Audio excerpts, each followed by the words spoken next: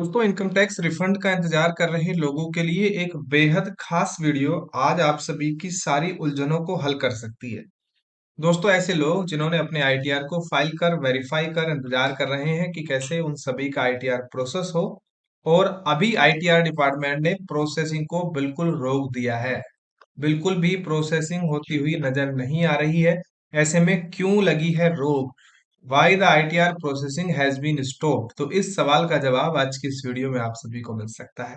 A to Z सारी चीजों के बारे में बात करेंगे, और आप सभी से रिक्वेस्ट है कि दोस्तों आप सभी इस वीडियो को पूरा देखें, क्योंकि दोस्तों अगर आप पूरा नहीं देखेंगे और फिर कमेंट करेंगे तो फिर अच्छा नहीं लगता है। ठीक है, तो वीडियो को पूरा देखिए और फिर उसके बाद कोई भी आपके मन में सवाल आता है तो जरूर कीजिए। ठीक है, चलिए शुरू करते हैं।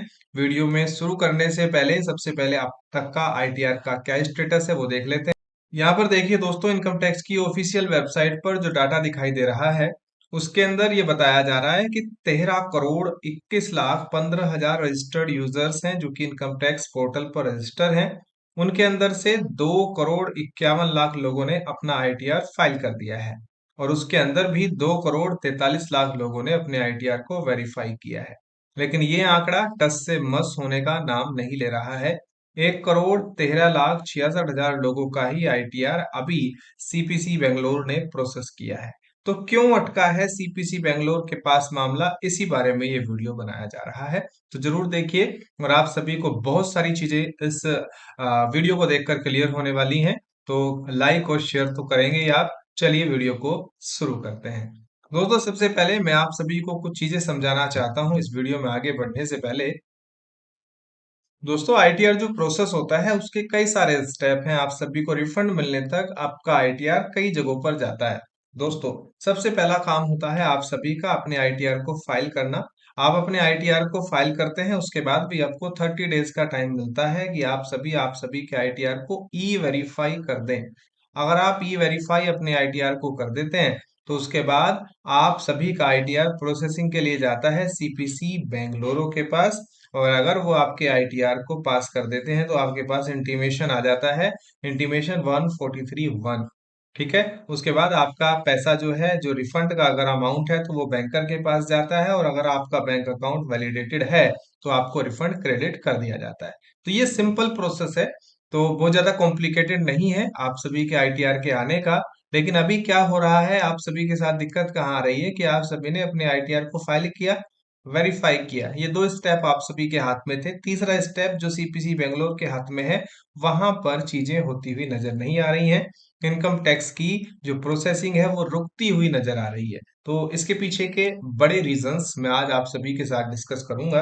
तो इस वीडियो को देखते रहिए। चलिए अब शुरू करते हैं, वो रीजंस क्या क्या है।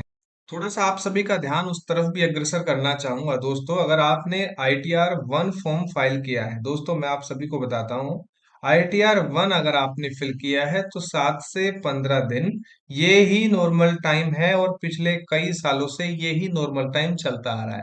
हालांकि ये आंकड़े बहुत ज्यादा बदल गए हैं। बहुत सारे लोगों को 60 दिन से भी ज्यादा का समय इस आईटीआर 1 के अंदर फाइल किए हो गया, और अभी तक कोई प्रोसेस की जानकारी नहीं है। लेकिन चलिए अब हम देखते हैं दोस्तों दूसरा। यहाँ पर देखिए, दूसरा जो रीजन है टू आईटीआर 2 और 3, जिसके अंदर आप सभी ने क्रिप्टो, उसके साथ साथ कैपिटल गेन कर रखा है, उन सभी के लिए टाइमिंग होती है 45 से 60 दिन की। तो ऐसे लोगों के लिए भी मैं आज जानकारी दे दूं, इन लोगों को भी 60 दिन के आसपास हो चुके हैं और अभी तक इनका भी आईटीआर प्रोसेस नहीं हुआ है। तो दोस्तों, आपके एंड पे क्या कारण हो सकते हैं, सबसे पहले उसके बारे में डिस्कस करेंगे। उसके बारे में डिस्कस बाद में डिस्कस करते हैं कि सीपीसी बेंगलुरु क्या कर रहा है, क्यों रोक रहा है आपके आईटीआर की प्रोसेसिंग। चलिए, सबसे पहला और बड़ा कारण जो मैं कई बार आप सभी को बता चुका हूं दोस्तों, ऐसे लोग 7 लाख से ज्यादा हैं जिन्होंने अपने आईटीआर को अभी तक भी ई वेरीफाई नहीं किया है। तो पहला बड़ा कारण होता है आपके आईटीआर की ई वेरिफिकेशन, जो कि आप सभी को 30 डेज के अंदर करनी पड़ती है। और अगर अभी तक आपने नहीं की है तो आपको बहुत ज्यादा परेशान होने की जरूरत नहीं है। आपको इनकम टैक्स की वेबसाइट पर जाना है और ई वेरीफाई रिटर्न कर देना है। तो आपकी जो रिटर्न है वो ई वेरीफाई हो जाएगी। इसके करने के भी कई तरीके हैं। आप नेट बैंकिंग, आधार, ओटीपी से आप इसको ई वेरीफाई कर सकते हैं। ठीक है। दूसरा, अगर आपका अकाउंट प्री वैलिडेटेड नहीं है फिर भी आप सभी का रिफंड फंस सकता है, तो आप सभी को माई प्रोफाइल पर जाइए और अपना बैंक अकाउंट अभी के अभी आप सभी पहले वैलिडेट कीजिए। दोस्तों, माई प्रोफाइल पर जाएंगे, वहां पर मिलेगा आपको माई बैंक अकाउंट, और माई बैंक अकाउंट पर जाकर अपने अकाउंट को वैलिडेट कर दीजिए। ठीक है।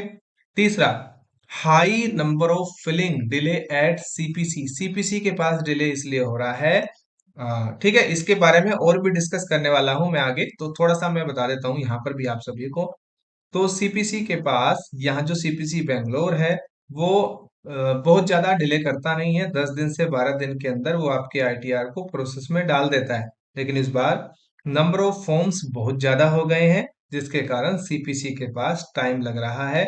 और सीपीसी यहाँ पर अब 3 से 6 वीक भी ले रहा है एक आईटीआर फॉर्म को प्रोसेस करने के लिए। तो ये भी एक बड़ा रीजन है जिसके कारण आप सभी का आईटीआर जो है प्रोसेस होने में प्रॉब्लम हो रही है। तीसरा, आप सभी का आईटीआर का जो रिफंड है वो डिले हो सकता है। उसका कारण है दोस्तों 26 एएस और आपका जो एआईएस है उसका मिसमैच। तो दोस्तों, जो इनकम रिपोर्ट की गई है 26 एएस के अंदर, जो टीडीएस वहां पर क्लेम किया है 26 एएस के अंदर, और जो एक्चुअल टीडीएस है वो डिफरेंट नहीं होना चाहिए। आपको क्या करना है, आप कंपेयर कीजिए आपका 26 एएस फॉर्म और आपका एआईएस, साथ ही साथ आपने जो आईटीआर भरा है उसके अंदर कुछ मिसमैच तो नहीं है। अदरवाइज आप सभी को नोटिस मिलने के भारी चांसेस हैं, आप सभी को नोटिस मिल सकता है। तो इसलिए आप सभी इसको चेक जरूर कीजिए। आउटस्टैंडिंग डिमांड यानी कि ओल्ड ड्यूज, आपको पिछले सालों का अगर कुछ आउटस्टैंडिंग डिमांड है तो आप सभी पहले उसको फिल कीजिए, तभी आपका रिफंड आएगा। तो इसको चेक कैसे करना है, सबसे पहले आप जाइए डैशबोर्ड में। डैशबोर्ड में जाने के बाद आप सभी को मिलेगा पेंडिंग एक्शंस। ठीक है। पेंडिंग एक्शन के अंदर आप जाएंगे तो वहां पर आपको मिलेगा रेस्पॉन्स टू आउटस्टैंडिंग डिमांड, और उस डिमांड को आप पूरा कीजिए। उसके बाद ही आपका आईटीआर जो रिफंड है वो आगे बढ़ पाएगा। और ये बेहद आसान है, इसमें कोई परेशानी वाली बात नहीं है। Processing delay for certain ITR types. तो दोस्तों, ऐसा नहीं है कि सारे टाइप्स, क्योंकि आईटीआर वन हमने देखा, आईटीआर वन के फॉर्म्स एक एक घंटे के अंदर भी प्रोसेसिंग में गए हैं और 12-12 घंटे में इनका रिफंड भी आया है। तो कुछ सर्टेन टाइप के फॉर्म है, जैसे कि आईटीआर टू और आईटीआर थ्री, इन दोनों फॉर्म्स में, क्योंकि बड़े फॉर्म होते हैं, इन दोनों फॉर्म्स के प्रोसेसिंग में टाइम लगता है। तुलना करें अगर आईटीआर वन और आईटीआर फोर की, तो ऐसे में आप, इसमें भी कोई घबराने की बात नहीं है। आप सभी के लिए टाइम लग सकता है, और टाइम लग रहा है तो क्यों लग रहा है इसके बारे में भी मैं बात करने वाला हूँ। ITR process but refund failed. दोस्तों, ये भी एक बहुत बड़ा कारण होता है कि आपका रिफंड फेल हो जाता है। इसका कारण होता है दोस्तों इनकरेक्ट बैंक डिटेल। ठीक है। अगर इनकरेक्ट बैंक डिटेल है, आप सभी अपने प्रोफाइल सेक्शन में जाकर बैंक डिटेल को अपडेट कीजिए और रीवैलिडेट कीजिए अपने बैंक अकाउंट को। तो आप सभी को जो प्रॉब्लम आने वाली है वो प्रॉब्लम खत्म हो सकती है। अब बात करते हैं दोस्तों, सीपीसी बेंगलोर के एंड में प्रोसेसिंग क्यों रोक दी गई है। दोस्तों, सीपीसी बेंगलोर क्या करता है, जब आप अपने आईटीआर रिटर्न को फाइल कर देते हैं और प्रोसेसिंग के लिए सीपीसी बेंगलोर के लिए आपका आईटीआर जाता है, तो उसका काम होता है आपके आईटीआर को प्रोसेस करना। पहला कारण, एक बहुत big amount of refund CPC Bangalore already आप सभी को पेड कर चुका है।